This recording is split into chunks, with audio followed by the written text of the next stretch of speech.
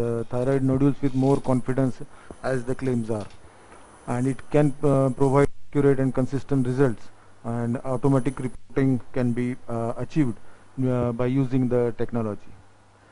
So this as computer-aided diagnosis of thyroid nodules was published in 2018 in the Korean Journal of Radiology. Initially they have done 50 patients, and what they have found is that the computer-aided system may be an adjunct to the radiological intervention in the diagnosis of thyroid cancer. And they have combined the results of ultrasound report by a radiologist and with the computer-aided diagnosis by the software or the artificial intelligence.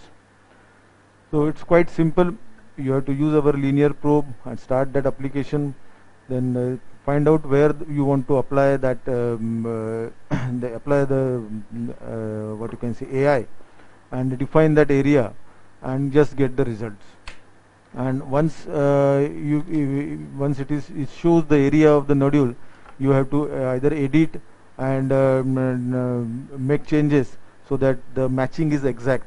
What you want to give information to the computer, that you have to assign, and once that is done, it will show up the result, that it will give us the possibility whether it is a benign or malignant condition.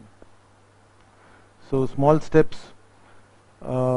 First you have to select the area or the lobe which you where the lesion is located, and it will give you the depth from the skin, it will give width, height and area of the lesion. Then there are certain methods to identify the area. Either you apply a box over there, that is the target area, or you can contour the lesion as it is seen. And after that, one more option is there, that you can just point out the lesion, that this is the point where I want to measure the characteristics of the thyroid nodule. And when you apply this, it displays various characteristics of that lesion on the monitor, and it again gives you various tracings. You have to select which tracing is applicable actually to the dimensions or the shape of the lesion rather. If you want, you can just alter the boundaries given by the computer and make it matching with actual lesion. And once it is matched, then the computer will give you the final report as to composition of the lesion, or the echogenicity of the lesion, the orientation of the lesion, how are the margins, and whether it is spongiform or not, and what is the shape of the lesion. So these 6 characteristics the computer reads from the box you have given. For example, this is a small lesion, almost cystic, with small echogenic area within, and we have applied this S-detect there, and it has given that it is a partially cystic lesion with hypo to isoechoic, and is parallel to the probe. The margins are very well defined. It shows spongiform appearance, and shape is ovoid to round. If you see calcifications, you can add here manually. That part has to be done manually. And if you see vascularity, that also you can add to manually. And then the computer gives you that this is possibly a benign lesion. So this they have matched it with various thyroid reporting systems, like Korean thyroid system, even the ACR thyroid system, and you can select in between the classifications which one are to be taken. So this was a larger nodule in the right lobe. This is a contour green that the machine has measured, and then it gives the characteristics of the lesion as partially cystic, hyper to isoechoic, with parallel orientation, with well-defined margins, and no spongiform characteristics, and with shape is ovoid to round. So the machine has given is as possibly benign, and our ACR thyroid scoring is around 3. Another example is very few cystic areas. They are mostly solid lesion, so the computer reads it as solid with hyperechoic to isoechoic echotexture and parallel orientation, nice margins, and no spongiform appearance. So This is again reported as possibly benign lesion. A higher grade ACR TI-RADS, so completely solid lesion with significant hypoechoic areas there.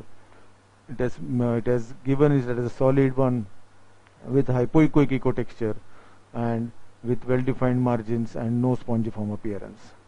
So certain characteristics it takes up automatically.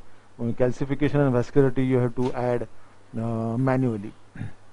This is an example where the computer reads it at solid, it's hypoechoic, and it's non-parallel margins because it's more height. The margins are what you can say, the height of the lesion is more than the width, and you can see here there are no calcifications, and the margins are ill-defined as seen here.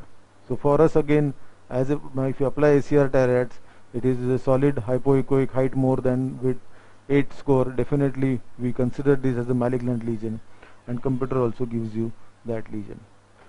So since 2018, so few studies have come up. They are trying to again and again revalidate the use of this AI with TI-RADS, and this they have found out that it gives in combination, it gives an extra information, or it is more sensitive and specific in diagnosing thyroid malignancies.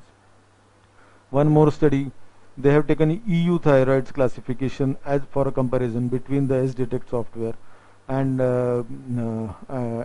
with the SDetect software, and they have found that in combination, then again their point the matching is more, and it gives more confidence to the radiologist in detection of malignancies.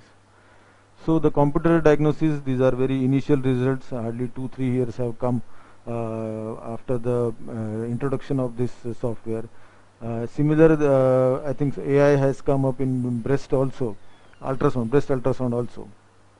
So as more and more studies are coming up, combining these two, I think slowly the confidence level or the actual use of CAD in detection of thyroid lesions and detection of malignancies per se would be more clear. We know AI has come up in all other areas like brain CT reporting, chest X-ray reporting, HRCT reporting, knee X-ray. Even in COVID we have seen some companies have come up with AI to report the COVID findings in HRCT.